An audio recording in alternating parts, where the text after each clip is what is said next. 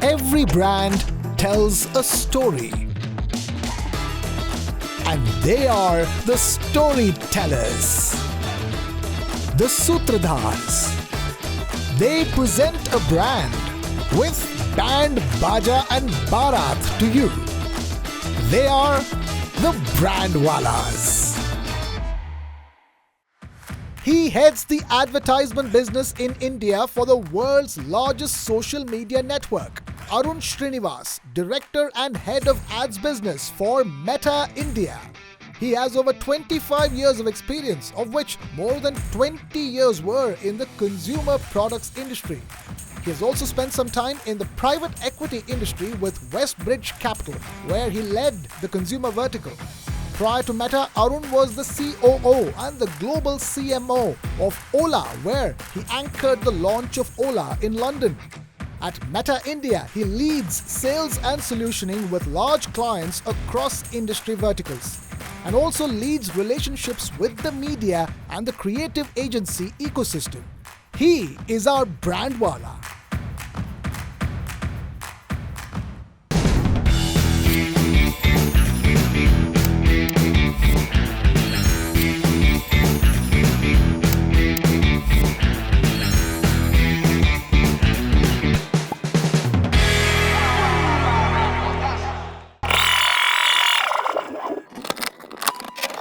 Interesting age of discovery and rediscovery, where obviously new age brands, obviously, which are digital first, are testing, I would say, different. I wouldn't say a single campaign, they're even trying different creators with different audiences, etc. Or equally, if I look at some of the traditional brands as well, even they are trying to explore this. Today we have more and more people actually spending more time on short form video than, let's say, linear TV. 60% of Indian ad spend is actually digital. If you look at markets like the US, it's over 80%. You had to be really big to start planning media both on, let's say, conventional mediums like print, TV or outdoor. You're watching the Brandwallahs. I am Krishna Kumar. And we are in conversation with Arun Srinivas, Director and Head of Ads Business at Meta India. Arun, thank you so much for speaking to us. The one question I want to begin by talking to you is, when it comes to marketing, advertising, we all, had that one ad or one campaign that, that really stuck with us, that really, we could remember all the way from our childhood or, or even from our college time or youth or, in that sense, what is that one ad campaign or brand campaign that really stuck with you, that inspired you the most? See, I'll name a couple. So one is, I think, Nike. So I think they've been time tested, in terms of really staying with the same just do it line, not really reinventing it. And, I think just do it itself is a philosophy. And I think they've managed to do this superbly well over almost, more than 3 decades, right? Yeah. And just transcending every single sport and the pinnacle of, even Olympics and whatnot, right? So, and I think athletes have come and gone, but I think their campaigns always have a new sense of purpose. So I think that's one. Clearly, the other one I would say, if I look back at India, is the Amul girl, right? I mean, again, time tested, but still very contemporary, very cheeky, and clearly, obviously picks on current affairs and really finds a way to, resonate with the audience and, audiences over generations. So I think these are 2 of the most iconic campaigns I can think of. And if I were to ask you a new campaign that you really thought, would really hit the right spots, in that sense it was as good as some of these classic campaigns that you spoke about? See, I think there are plenty to choose from, right? So, I think if you ask me, we're also in an interesting age of discovery and rediscovery, where obviously new age brands, obviously, which are digital first, are testing, I would say, different. I wouldn't say a single campaign, they're even trying different creators with different, audiences, etc. Or equally, if I look at some of the traditional brands as well, even they are trying to explore this. So one of the new ones, I think, which really stuck with me is Tanishq. When they tried to really leverage reels, and they actually, the idea was very simple, that jewelry is actually handed down over generations, and they were able to show different generations really wearing these precious jewels and heirlooms which were passed on. And the roots and ethos of the brand was there, classical music and really past, but you could see the generational changes of people wearing those jewels. So I think that's something which stuck with me. Let's talk about what's buzzing in the world of advertising and marketing. What according to you is the biggest buzz? It could be a campaign, it could be a trend. What according to you is the next big thing?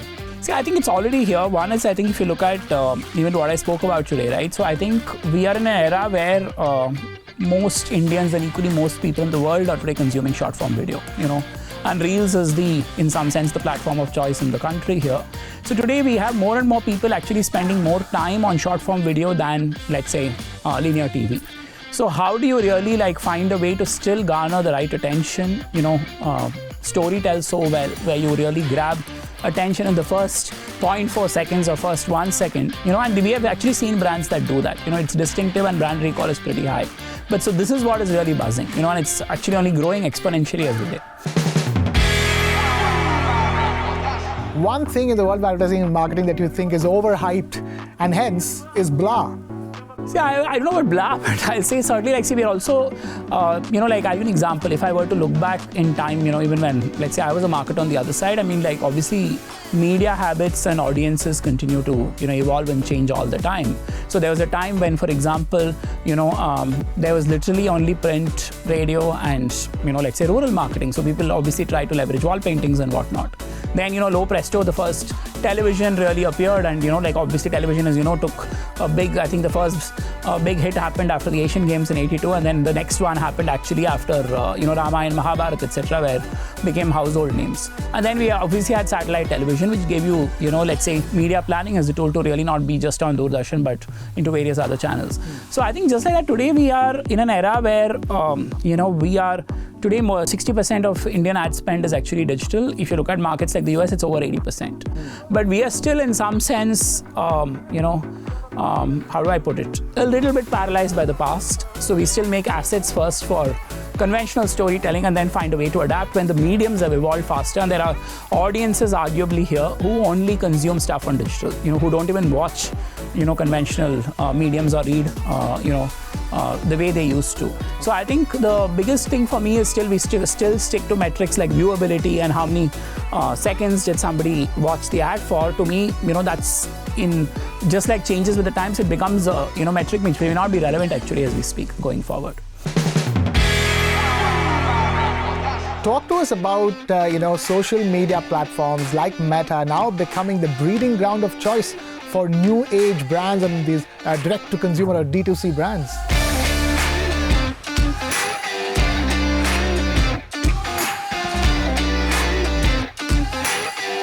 See, I think obviously digital has truly I'd say helped these brands and almost created a in some sense has democratized options and content for even the new age audiences today. So historically you had to be really big to start planning media both on, let's say, conventional mediums like print, TV or outdoor. Yeah. You may start small, but even if you start a city today, for example, let's say if I want to advertise a premium beauty product in the city of Delhi or Bombay, if I have to take a conventional medium, firstly I'm saying like print, I have to reach everybody. There's no way of isolating only a few neighborhoods, etc., right?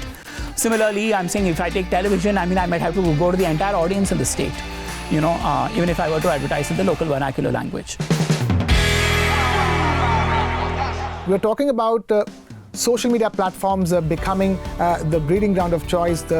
That's where some brands are launched first before they're even advertised on traditional media platforms. And it's not just about Meta or Instagram, isn't it? Now your WhatsApp business, being the platform of choice for new businesses to launch first.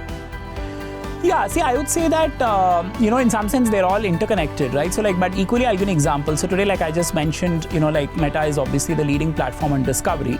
So let's say if, we've seen WhatsApp play a significant role in businesses that need leads, if I can use that word, and then, figure out where there's a little longer gestation. Let's take auto, for example, right?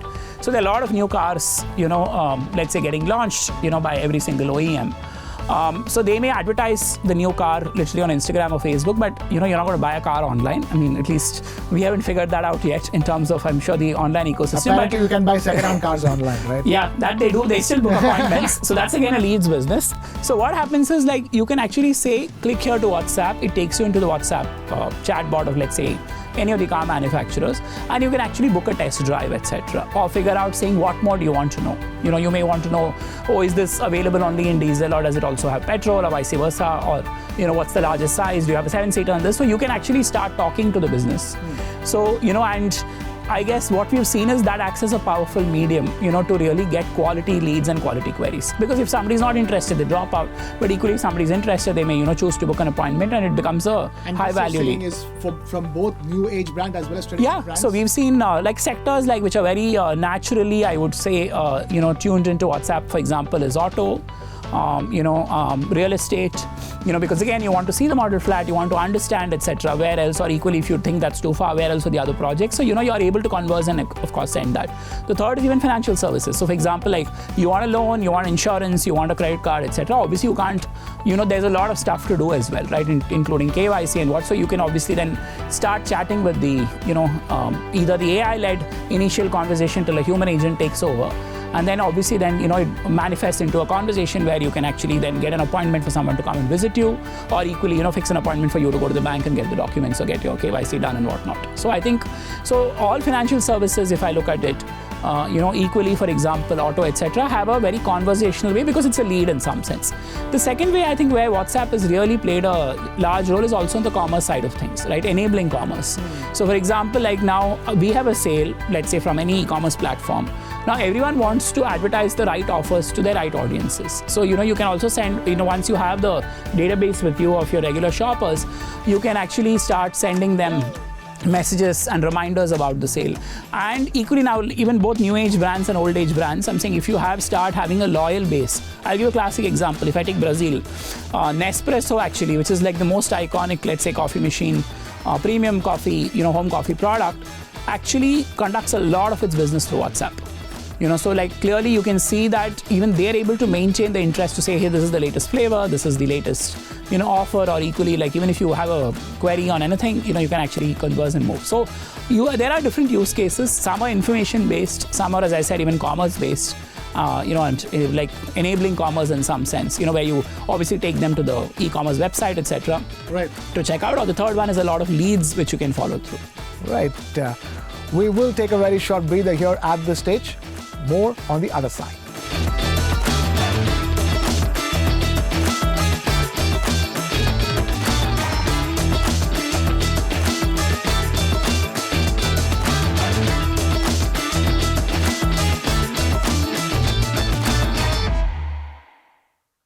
India is home to, of course, the most, in some sense, we're a video powerhouse, both in terms of consuming video content, and we're also the largest producer of videos across the world. See, I think we're living in we're very fortunate to be living in these times, if I can say this, right? The pace of change is so high that frankly, the things that we just spoke about in the last 10 or 15 minutes, about WhatsApp business, about Reels, about the creator economy, many of this didn't even exist 3 years ago. You're watching the Brandwallahs, and we're in conversation with Arun Srinivas, Director and Head of Ads at Meta India. Thank you so much for being with us, sir. The way brands are being built on the social media platform first, that has also led to the rise of the influencer economy. Yeah. And today it is not just the new age brands which are leveraging, the economy of influencers. It's also the traditional brands who are also leveraging the influencer economy.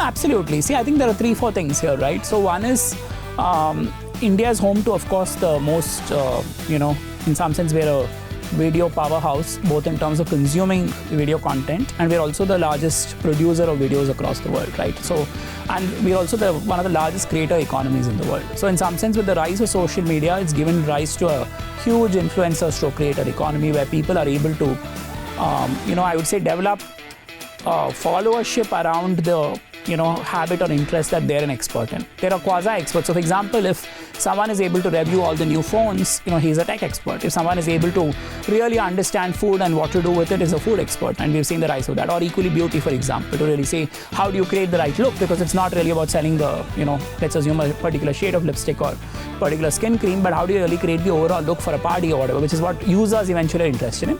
And we see that therefore each of these people have developed a large followership. And some of it is also to do with, the ability to connect sometimes only in a region. So, we have influencers who are only from Gujarat, targeting the Gujarati population, or equally only from Tamil Nadu targeting the Tamil speaking population, right? Now, brands have a challenge in our vast country like us because we obviously speak, more than a dozen languages. Cultural nuances are very strong either on food or even beauty. Climates and temperatures are very different.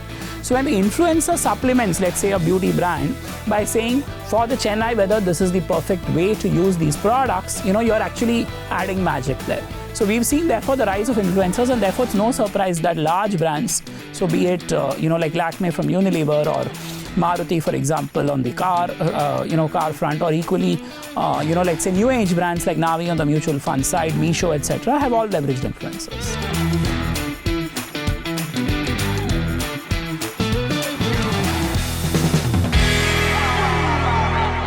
Let's talk about your job then. Talk to us about the one thing you just absolutely love about your job, your favorite thing about your job.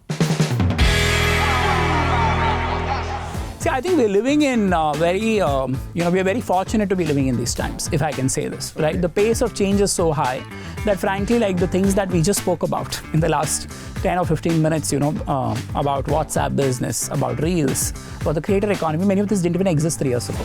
Even though I've been in this company for nearly like 5 years, right? Okay. So the change is the only constant, and the rate at which, whether it's short form video, whether it's AI, whether it's messaging, each of them are acquiring a life form of its own. And I'm pretty sure that, we're going to see a lot more change. So I think that's really something that, obviously, I think I personally love and enjoy and possibly thrive in really being at the fulcrum of change. Some people would be complaining about the constant state of change that we exist in, but do you think that is your favorite thing about your job? Yeah. Okay. It's also, as a flip side, you're obviously sometimes, like, to keep pace with this, sometimes even internally is a challenge, okay. Right? So I think, like when I, obviously, I mean, like when you meet people outside, you're constantly like, in some sense, I also think, as I said, we're also fortunate to be in a company that's heralding change, but equally, trust me, I mean, on the other side, the products change so much, that I think keeping up sometimes is always, you have to be on your toes. Yeah, within the own company and within technological trends is something what keeps me alive and equally like makes me cripple. Okay. Well, I was just about to ask that. My next question was, what is the one thing you absolutely hate about your job? The one thing that you just don't enjoy in a work day? No, I think it's both. It's the paradox, right, of saying that we are at the fulcrum of change, but it's also so dynamic all the time that it can be like, it's like a treadmill, right? So, you love going to the gym, but you sometimes do hate the treadmill as well. So that's the analogy I can give in terms of, obviously, like being at the heart of change, but also trying to keep pace with it is always a paradox. So the thing that you love about your job the most is also the thing that you hate about your job the most. Yeah. Okay, talk to us about the India consumption story, if you can. There's lots of talk about whether the India consumption story is not as strong as people say it is. The cracks have started to emerge. See, I don't think obviously I am the right, certainly I'm not the right qualified economist to talk about this. All I can say is if I just look at some of the trends that we have seen over the last 4 or 5 years, or equally what we see over the next 4 or 5 years. I mean, I'm saying, surely I think we've come a long way, right? Like if I look at the internet penetration in this country today, I mean, it's astonishing, right, to see that, I'm sure we'll hit 1 billion soon at this rate. Secondly, if you look at even the stats that we see and, let's say the adoption of UPI and the number of UPI transactions, India actually, I read recently that the number of India's transactions are greater than China plus US plus UK plus Germany and whatever else, put together on a daily basis, right? And so these are things I think we are, again, as I said, we're very fortunate to be living in these times and seeing the pace of change. And we've seen this, therefore, in terms of digital consumption, and how digital is really playing, I would say, a very critical role in the lives of every Indian. And equally, as I said, therefore it's democratized content, democratized small business like what we spoke about, so many of these would not have been possible. So I'm reasonably optimistic, because if you look at all the larger indicators, I'm sure, there will be, obviously, it's never going to be a smooth curve. You will have ups and downs, I'm sure, during weeks and months and quarters, as a country. Okay. But if you look at the larger, opportunity in front of us, our consumption still, is still much lower than many of our Southeast Asian counterparts, or even Eastern European counterparts. So if you look at it, I guess with the kind of, we are still the fastest growing large economy. With all of that, I'm saying, the story can only look better and better for India. I wanted to also ask you about, marketing to the Gen Z consumer, and not just Gen Z, we live in the age of the shortest attention span possible, worse than goldfish, according to Goldfish Much Memory. So talk to us, what is it, how does it reshape marketing? No, I think, so it's exactly that, right? So we are living in an era where short form video, for example, is primarily what they consume today. And they're obviously mostly on digital and possibly even absent from other mediums. So how do you still find a way to garner the right attention? And we've discovered some 3-4 things, I think, along the way, right? So first is voluntary viewing generates higher, impact, if I can use that word, whether it's click-throughs, whether it's conversions, etc., than forced. So meaning if it's natural, so as I said, if I'm surfing lots of reels and I suddenly see a lovely, assuming I'm interested in travel, and I see a lovely itinerary or a lovely, visuals of a holiday destination, I may not skip it even if it's an ad. So how do you find a way to garner attention, right, in the right ways and mediums? The second thing is Gen Z, for example, otherwise they swipe, obviously, right? I mean, if you have, the challenge we have is even today, half the businesses are not vertical or mobile first. They still have horizontal assets slapped onto reels. Which obviously they're not interested in because they've seen this somewhere else, and it doesn't even fill the full screen. Secondly, most of the videos actually are viewed with sound on, because most of the Gen Z ideally are using AirPods. They may be commuting, they may be in breaks at work, or even just let's say waiting at a cafe, etc. So people are actually watching this immersively with sound. So people are not, I would say, leveraging the platform first in terms of creative, etc., to garner attention. So you have to find a way to grab the attention, because these are your consumers of today, if not tomorrow, already. From and how do you do that? I mean, from what I understand, Meta, a majority of Meta's consumption is video. Video surfaces, and in video, I'm guessing the overwhelming majority is short form video. Absolutely. So so brands are on that journey. So I think so. I think, as I said, historically we've all been marketers where you develop an asset for one medium and then just run adapts for other mediums. So historically, for example, let's say if television was the lead medium, I would develop an asset for TV and then convert or use that as a still shot for print or whatever, or outdoor. So today you have to start thinking of saying, this medium is very different. How do I develop a creative for this using the same story? So we are seeing you begin with conceptualizing a short form video. Exactly. And from there you go to a long form video. No, or do it simultaneously. I'm saying do what is right for each, fish where the fish are in some sense. So what we've seen is some of the better businesses have scripts for reels when they're shooting the large asset as well. So that they obviously are trying to shoot for both, and narrate their stories, etc., to this audience.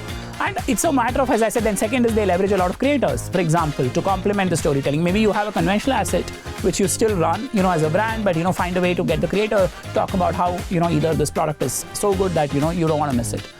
The third is, I think, as I said, they follow the creative principles, which is really around vertical, sound on, and really it's not about really running an ad, but saying, did you know, it could be a factoid, it could be a different way of really communicating to this audience. What do you think are going to be the big trends to watch out for in the future when it comes to marketing and, say, digital marketing in specific? What would that be? See, I would again say I think 3-4 things, right? So one is obviously the AI technologies are taking a life form of their own, and they're already there, in some sense. So one is clearly Gen AI. So today Gen AI allows businesses to, this is already live as we speak across the world, including India. So today businesses can actually create image to video, create text to image, and or even develop let's say bylines and captions and choose one of them and go live. So I think there are so Gen AI will play will be a big trend, because this will also allow a lot of small businesses, for example, to, I guess, hitherto start using ad tools which they may not have had access to. Otherwise, you may have had to develop a creative, expert into your business or get an agency, etc. So a lot of it is now literally at the, your own hands, either on your mobile or on your laptop. So I think that's one big trend. The second one is, like how businesses leverage AI itself. So for example, AI can also serve different ads to different cohorts. So again, like if I just go back to, like, within Gen Z, everyone is not the same. So you may have, again, different people. Let's say someone is turned on by price, someone else is turned on by benefit. How do you actually, like, today you have the options of actually tweaking multiple creatives and running them to different audiences, right? So this would be, so mastering these, therefore, becoming, our jobs are possibly going to become more and more analytical to understand what's working, what's not working, constantly tweak. So these are some of the trends, I think, which will help the marketers of tomorrow.